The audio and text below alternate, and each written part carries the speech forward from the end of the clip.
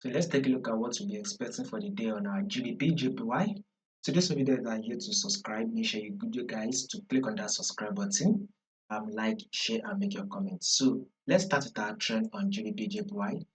Our trend says we are in and out trend move. So basically we have three movements. It's either market is trending up, or market is trending down, or market is literally ranging. So with these movements, it is very clear that we are trending to the upside. Now, if you take a look at this here also, market gave us an high, then here comes an higher low.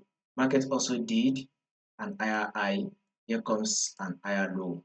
Market also pushed up again to give an higher high, here comes an higher low. Markets eventually push up again to form an higher high. Here comes an higher low. So now that we've gotten this higher low, our next movement on GBPJPY would be another bullish move that should eventually give us a new higher high. So we can now start expecting a new higher high on our GBPJPY. So if you have to zoom it in, you will see that market here is currently on our support level right here. Market is currently on our support level, and we are having a multiple rejection around this level. So with such a movement, once market opens, we should be expecting GBPJPY to give us another bullish move. So we are currently trading at what, 210, right?